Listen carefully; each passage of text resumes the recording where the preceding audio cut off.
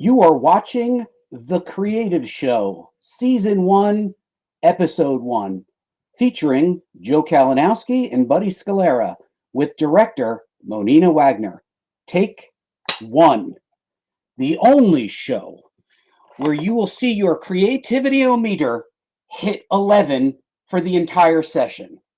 So, if you're ready, fasten your seatbelts and get ready for an awesome creative ride where creativity and orange are always in season. Mo, take it away. Welcome to our very first The Creative Show, where we're talking about the complex, messy, innovative, fun world of creativity. I am Monina Wagner. I am the community manager at the Content Marketing Institute. If you are not familiar with CMI, our mission is to advance the practice of content marketing. We do that with our daily blog, with our events, with our consulting, and also live streams like this.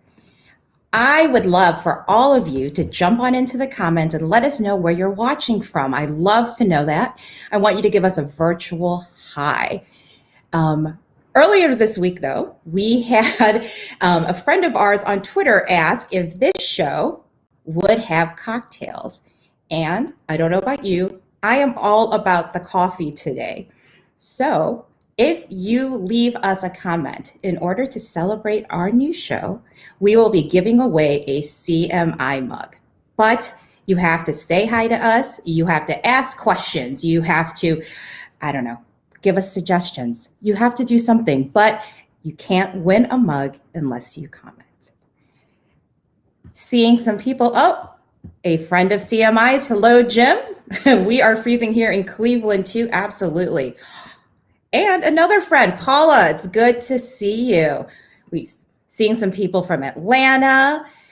Someone from, where are we from? From West Africa. So thank you so much for joining us today. It is wonderful to see you all. Well, when we, decided we wanted to do this, this is not about me. I am only pinch hitting right now. Let me tell you, we have some wonderful hosts for the Creative Show. And you heard me right, host. We have two fantastic people who are going to be leading this ship. So he is no stranger to the CMI live streams. We have our creative director, Joseph J.K. Kalinowski. Hi, J.K. Hey there. Good afternoon. How are you doing? We're good. All right. And also with us is the always delightful Buddy Scalera. Hi, Buddy. Hey, Mo, thanks for having me on. Oh, this is your show, guys. I am just here for the ride. Well, let's start from the beginning, right? Before we jump into the show, we'll start with Buddy. Buddy, how many licks does it take to get to the center of a Tootsie Pop? I don't. I just bite right through. I've got no. Of course you do. Well, on a more serious note, so you have a more traditional background as a content strategist. So where does this love for creativity and innovation come from? I love this question, Mo, because I think, everybody's creative in their own way. And even if they don't know it, they're very lucky to grow up in a house where my father was extremely creative and encouraged me to work with my hands. In fact, one of the first articles I'd ever written for ContentMarketingInstitute.com was all about deconstructing. So he would have me take apart components of stereos and televisions and then just look at what was inside. And then one day he told me, now put it back together again. And I think creativity comes from curiosity and doing and trying things. And all of a sudden you realize, well, anybody can be creative if they want to. One, that glitch was me. I will take full responsibility for that. Two, I don't know. I have a very hard time trying to believe that I am creative. I have a very hard time with that. Now, JK, we have had you live on CMI live streams on our shows before, and we've talked about creativity, and we've never really addressed what attracted you to, start a career in it. Oh, well, I guess it started, from a young age. Like Buddy, I always kind of got into shenanigans when it was taking stuff apart, and the biggest thing was drawing on the walls. My parents can attest that they went through a lot of soap and paint. But I always had a love for drawing and creating stuff and having a blast with that. I wanted to pursue a career. I have to props to Mrs. Bradshaw, my high school art teacher, who led me on a wonderful path to artistic career. It all started with my going to college, and I was a dual major for a while because my parents were insistent that I did something that made money. Instead of being an artist, they thought I was going to be a starving artist all my life. So they wanted me to go into education. So that lasted for about after my first field experience, and then I dropped the education and stuck with the design and just kind of went from there. Joe, it's funny you talk about the arts, and your parents were concerned about you being a starving artist. Funny enough, my parents never worried about me starving. That was never. There was never a point where they were like, that guy's going to go hungry. Pretty sure they knew. Good Italian family, we'll be fine. Interesting. What brings up that we had talked about, the pandemic and COVID-19 and how I've had the COVID-25, as you had said. So that I feel that. Right? Yeah. It's okay. You're amongst friends.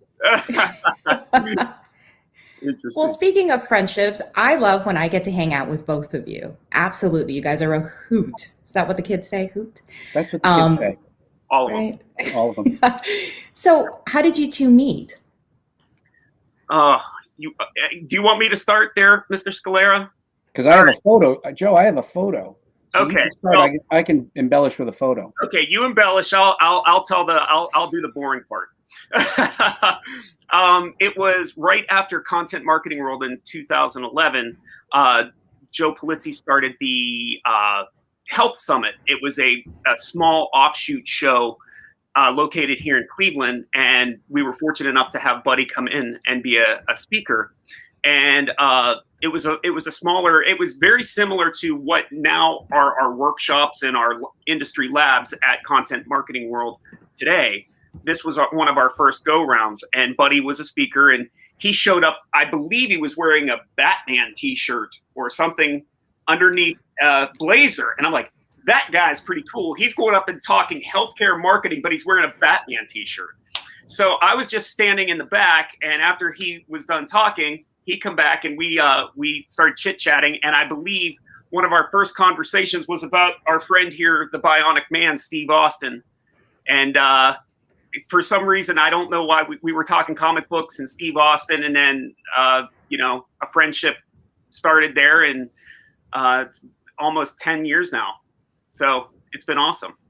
And what we're doing now, these little conversations Buddy and I have had for years.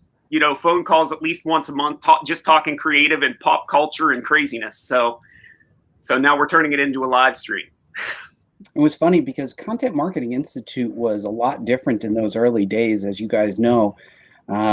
True story. I saw Joe Polizzi hop on, and I had emailed Joe Polizzi because I was working in content strategy. I had a question, and I emailed him, and he was like, "Yeah, give me a call." Sent me his phone number. I just called Joe. Like, how? I don't think that happens much these days anymore. But Joe and I started talking, and I said, I'd love to get up on a stage and talk. I've got some little bit of presentation experience. And he was like, okay, I'll keep you in mind. And I think somebody had canceled out for that event, Joe. And what happened was I had like 48 hours, and I just booked a plane ticket, flew out there. And when Joe says it was small, it was like, the off-ramp of the Ramada Inn in the special events room where they don't vacuum the carpet. It was pretty. It was the airport Marriott, I think. Yeah, it didn't have the glitz of the main event. But I was just thrilled to be there. But I could still call you anytime. Thanks, Joe. I'm gonna take you up on that. Mo, I want to show a photo of me and Joe on the time that we met. This is back in 2012. That's me wearing that Batman shirt with the blazer. Can you see that? There you go. Oh, look at those guys. Huh? You guys are babies. I know. A lot less gray hair. Yeah, I think we've evolved. We've evolved. So there you go. That was it. And then yeah, it just built a relationship. Kept in touch. The whole group was pretty amazing, Mo. I mean, everybody was very receptive and approachable and exchanging phone numbers. And I think the spirit of it was. JK and Joe Polizzi and Robert Rose were trying to nurture this community of people who just exchanged ideas. And there wasn't this strict hierarchy. And there was just this idea that we're all onto something. We're not 100% sure what it will become, but let's all go for a ride. And the exchange of information and kindness was wonderful. So Joe and I bonded over superheroes, Kiss, obviously. Joe Polizzi, as you guys know, he's a Star Wars guy like me and Joe. So there's my Darth. So I think it was just a matter of being at the right place at the right time. But I still think that Content Marketing World and Content Marketing Institute continue to be the right place at the right time, almost perpetually. And when you talk about that community, CM World's community is so dear to my heart. And I think it's because of people like you, because of people like JK, because we find that common thread. Yeah. And, we just find, and it's not just how we're brought together by content, but we all have so many varied interests outside of our work. And it just kind of pulls us all together, which is so cool. So cool. And it's a kind group too. By the way, I love the weekly Twitter chats and the pop-up live events where you have Joe sometimes. It's just great. It's just, there's so much stuff and you can just be part. You just have to show up. Well, so speaking of our live events, so the creative show, where did the ideas start from? I mean, JK said that you guys have these conversations all the time, but what made you want to take it live? Well, I think, it kind of just goes back to what we were talking about earlier. Buddy and I have such a rapport over the years. And, he's probably one of my, I know in a live stream in the past, you've asked me some, questions like about creativity and where I garner inspiration. And Buddy is certainly one of the people that I hold in my deck of cards when I need to bounce some ideas or chat. And we've done this for years since that photo. We became fast friends. I've traveled to his house. We've gone to New York Comic Con together. But Buddy's Buddy and I have a very good relationship in the point where I can, and he doesn't pull any punches. If I have a crap idea, he'll tell me, which I truly appreciate. So, once again, we have these conversations all the time, and it just, we've always been looking for a vehicle to do something. We've written many blogs together, and, we kind of wanted to try something new. And I love the idea of the live stream, Mo, that you've started with our community. And I said, hey, we should try this and just see how it goes. And we certainly wanted to start this one off with you to kind of kick us off and kind of get the community to know us and let us talk through a little bit of what we plan on doing. But I think it'll be a wild ride if we can kind of get the momentum that we get on our phone calls, that we end up talking for 2 hours and not me pacing around the house. It ought to be pretty interesting. And no, for me, I just feel like if there's any opportunity for me to wear orange, it's only usually once a year, and I feel like this is a good chance. Also, I think the big sell that Joe had was we get to be on camera and talk, and you do all the really hard work. To which that really, I was like, really? That's this exactly. Sounds great. I feel out of place. I'm not wearing orange, and I am hardly doing work. Talking to both of you, I could do it every day. Well, let's do it every day. Why not? You two need no introduction to the community, so I am not doing anything but pressing buttons. Well, so Buddy, let's go back to a little bit of what people might see on the show. So I'm sure you're going to be covering inspiration at some point. So why don't you tell us a little bit about where you find your creative inspiration and if it differs for what you do outside of work as opposed to what you do for work? Thank you for that. And I think, and Joe and I have talked about this a little bit. I think throughout the season, we're going to try and define, it's so hard to get this right because it's like a mirror. Creativity is, right? What really is creativity? And when we think about what creativity is, then we can determine how we use it. So by my day job, I'm creative. I solve problems, strategic problems, tactical problems, website problems, social media problems, and every time we're presented with a problem, we have to be creative. And sometimes it's far on the creative scale, but it doesn't involve, say, Adobe Photoshop. But in my personal life, I'm creative. I write comic books, mostly for Marvel Comics. I self-publish. I teach classes on comic books. And I think part of it is that these cross-pollinate, right? Both of them are involved in storytelling and in visual content. And I think what happens is these things automatically just have a synergy. So yeah, I think of myself as creative, but I think in a lot of ways, all of us are creative. I mean, even the way you push the buttons, Mo, the way you bring us in and out, and the way you set up the backgrounds and do the show and host the show, that's creativity. And I think we all have to recognize that creativity comes in so many forms that you just have to recognize that not everybody's going to do it in Photoshop, but you might do it in other ways. And I think if we all live that, that's what they'll be seeing throughout the rest of the season. Right. So another thing that I think people will tune in for is, I know, aside from, really pesky content community managers, what are some problems do you think that creatives face today? So JK, instead of just working with me and having demands, what other problems are there? Well, first and foremost, and this kind of harkens back to something that you said at the beginning of the stream, Mo, and echoing what Buddy just said. Everyone is creative. And creativity, it's just how you show it. Let me give you a perfect example, and we can, get a little bit more granular. But my wife lives in a house with me and two daughters that are very creative. I'm very blessed with two children that are musically and they're all about, creating at all times. So my wife sits in the house and goes, I'm not the creative one. Those three are. But my wife is a teacher of children with special needs for over 20 years. And one thing, every child that comes through her classroom from a cognitive standpoint is extremely different. My wife figures out on a daily basis, on a yearly basis, how she can connect with that child and how she can communicate and help that child learn. And it takes a ton of creative thought.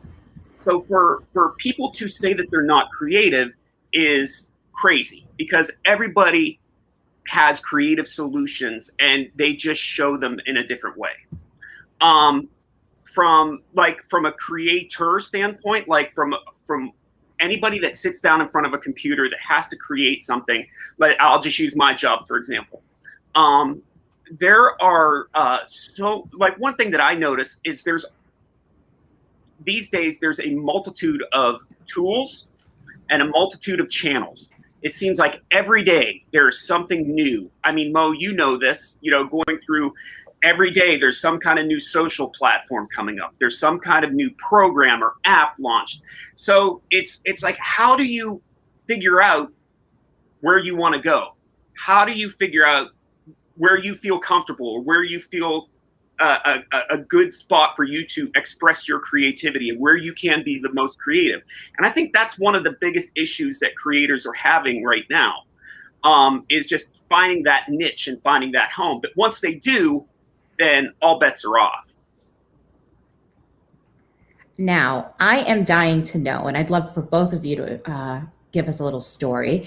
I am dying to know, what is the most fun project that either of you have worked on, whether it's collectively or it's with someone else or somewhere that, different than where you're working now? What is the most fun project you've worked on? You go first, Joe. Oh boy. Well, obviously, I'm gonna just, it's easy. Content marketing world for me. I mean, that's a given. It's always fun. It's a nonstop party for the last 10 or 11 years. It's been, from the moment that we all sit down and come up with the idea for a theme to the moment that the last person walks through the door to go home after the show is over and we start it all over again. It is nonstop, and we get to do stuff like this, so it's fantastic. But I do have one small example that always kind of sticks back in the brain. When I first started getting into advertising in a previous life. I had an agency principal come into my office and say, okay, we want you to come up with your dream client or come up with like a out of the park client, and we're going to pitch them. And you have to come up with a creative way to pitch these people. So at the time, I knew Jimmy Buffett was releasing a tequila, I believe. It's like Margaritaville tequila or rum or some line of alcohol. So I said, you know what? That would be kind of cool to land Jimmy Buffett. So from this little agency in Erie, Pennsylvania, I designed this treasure map that went from Erie with a whole little route all the way down to Key West, Florida, where Margaritaville Holdings was. I burnt the edges to make it look like an old waterlogged map, and I put it in a bottle. I packaged it up and I sent it to him. Didn't hear anything. So once a week for about a month. So I sent about 4 or 5 of them.